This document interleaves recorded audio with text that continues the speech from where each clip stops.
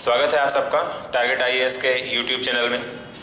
Current affair की इस कड़ी में हम डिस्कस कर रहे हैं जुलाई 2020 तक के करंट अफेयर जो शुरू होंगे दिसंबर 2019 से।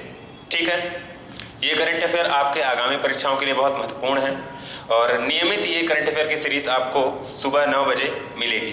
ठीक है, और लगभग 20 से 30 वीडियो के अंदर हम पूरा करंट अफेयर और जिस पे हर सेगमेंट लगभग हम कवर करेंगे, आपको दिखाया जाएगा और समझाया जाएगा।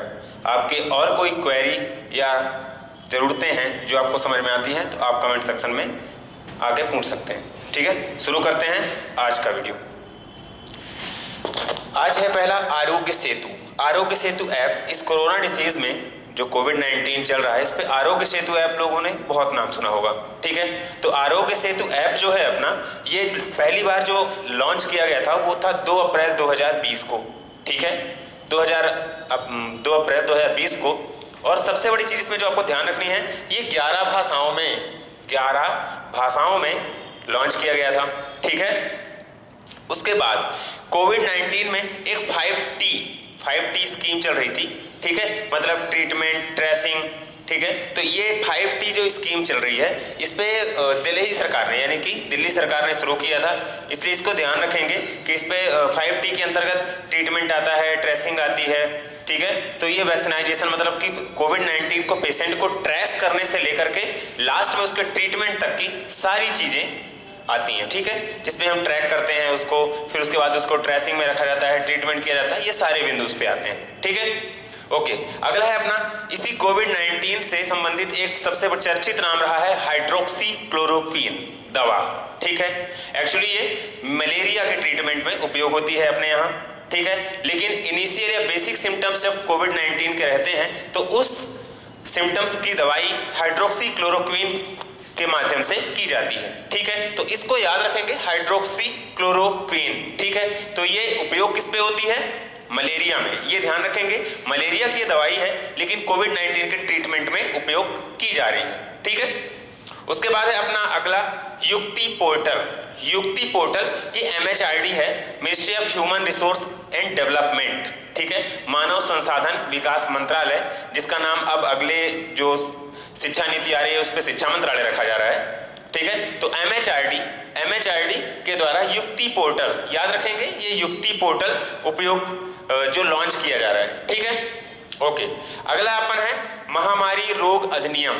ठीक है, तो ये भी इस समय चर्चा में है। आपको याद रखना है कि महामारी रोग अधिनियम जो है वो अंग्रेजों के जमाने का है। ठीक है, 1857 ईस्वी का ये अधिनियम है। ठीक है, अभी इसमें कुछ बदलाव और अध्यादेश के माध्यम से संशोधन किए गए हैं, कुछ राज्यों के द्वारा और केंद्र सरकार के द्वारा। ठीक है, वर्तमान परिस्थितियों को देखते हुए। क्लियर? ओके। अगला है अपना 5वां नंबर 100% आरक्षण। ठीक है, 100% आरक्षण एक्चुअली है क्या? ये कि अभी एक कुछ दिन पहले एक विषय आया था आंध्र प्रदेश के एक जनजातीय क्षेत्र में जहां पे ट्राइबल्स रहते हैं। ठीक है, तो उस जगह पे टोटल ट्राइबल्स हैं, तो वहां पे जो सरकारी स्कूल है उन पे शिक्षकों की नियुक्ति के लिए 100% ट्राइबल्स को रखने के लिए कहा गया था। तो इस पे क्या हुआ, आंध्र प्रदेश हाई कोर्ट ने इस पे रोक लगा दी। ठीक है, कि हमारे संविधान में आरक्षण 50% से ज्यादा नहीं हो सकता है। ठीक है, इंदिरा साहनी केस में स्पष्ट ये दलील दी गई थी, जो सुप्रीम कोर्ट के द्वारा वर्डिक्ट आया था कि 50% से ज्यादा भारत में या भारत के संविधान में आरक्षण नहीं है। ठीक है, या नहीं रखना है, ये अवैध है। ठीक है, तो उसी का हवाले से आंध्र प्रदेश हाई कोर्ट ने 50% से ज्यादा आरक्षण रखने को मना कर दिया। ठीक है, क्लियर? ओके। अब अगले अपना छठवां अपन बात कर रहे हैं GI टैग, जियोग्राफिकल इंडिकेशन। ठीक है, तो जियोग्राफिकल इंडिकेशन ऐसे होते हैं कि जैसे किसी भी क्षेत्र में कोई भी चीज ज्यादा प्रचलित है, ठीक है, तो वो GI टैग होता है। ठीक है, जैसे गोविंदगढ़ का आम, ठीक है, सुंदरजा फेमस है, तो अपन इसको GI टैग दे सकते हैं। ठीक है, कुछ दिन में आपको हो सकता है सुनने में आ भी जाए। ठीक है, तो ये GI टैग जो किसी क्षेत्र विशेष की किसी विशेष फल, फूल, उत्पाद या किसी भी प्रोडक्ट के लिए दिया जाता है। ठीक है, जो किसी क्षेत्र विशेष का होता है। ठीक है, तो इस पे GI टैग 3 अभी जो नए अपने सामने आए हैं। पहला है काला चावल।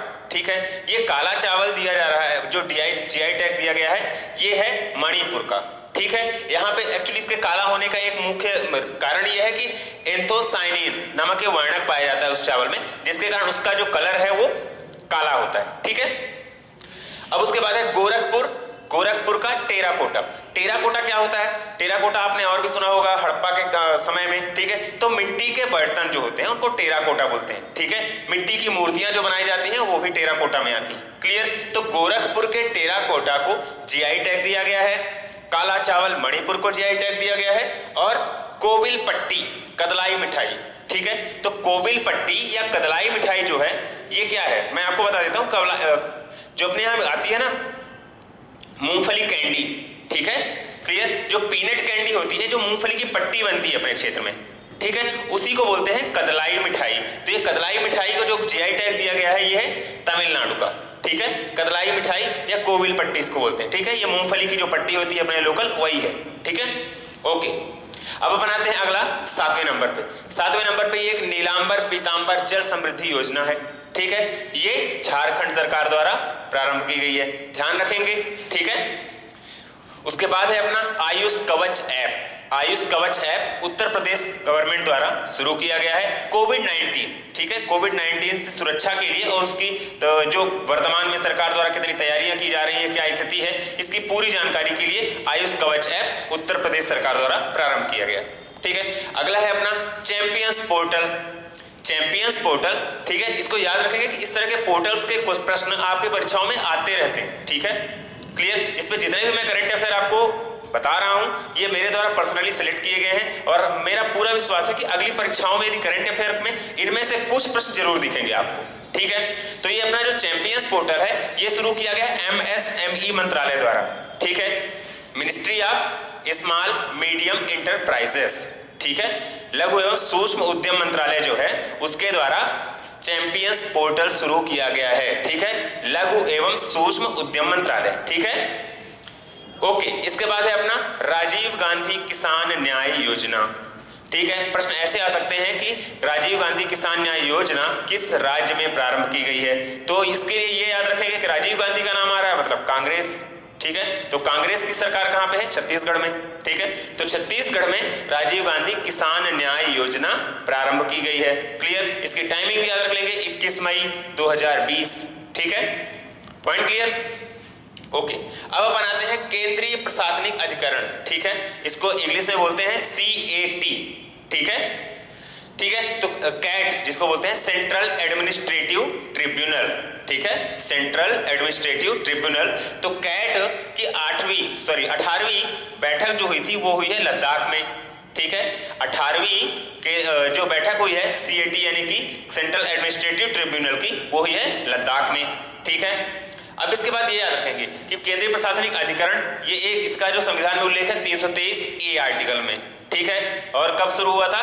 1985 में, ठीक है। अब ये करता क्या है ये भी जान लीजिए कि जो केंद्रीय प्रशासनिक अधिकरण है ये जो केंद्र सरकार के कर्मचारी होते हैं उनको और जो वहां किसी लोकल जगह पे जहां पे पोस्टेड है उनके बीच समन्वय स्थापित करने के लिए केंद्रीय जो प्रशासनिक अधिकरण है वो काम करता है, ठीक है, क्लियर। उसके बाद अपना है खाद्य सुरक्षा सूचकांक, ठीक है। खाद्य सुरक्षा सूचकांक भारत सरकार द्वारा जारी किया गया जिसमें राज्यों की रैंकिंग है। उसमें पहला राज्य है वो है गुजरात, ठीक है, दूसरा राज्य है तमिलनाडु, ठीक है, तमिलनाडु, और तीसरा राज्य है महाराष्ट्र, क्लियर।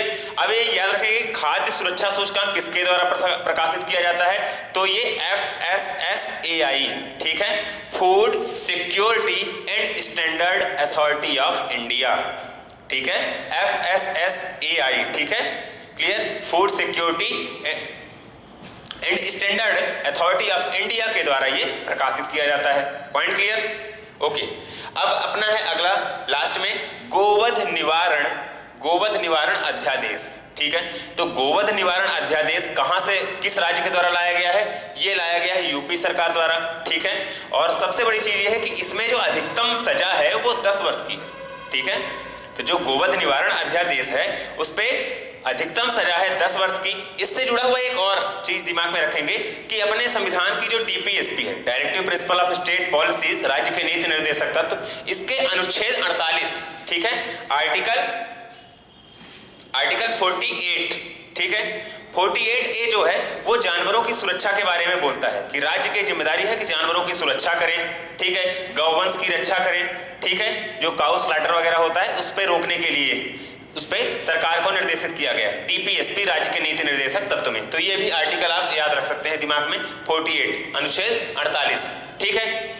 ये थे आज के वीडियो में जो भी आपको चीजें बताई गई हैं, होप सो आपको पसंद आई होंगी। चैनल को लाइक शेयर और सब्सक्राइब कीजिए। अपनी आगे की जो भी जरूरतें हो वो हमें आप कमेंट सेक्शन में बताइए, हम ऐसी ही वीडियो लाते रहेंगे। धन्यवाद।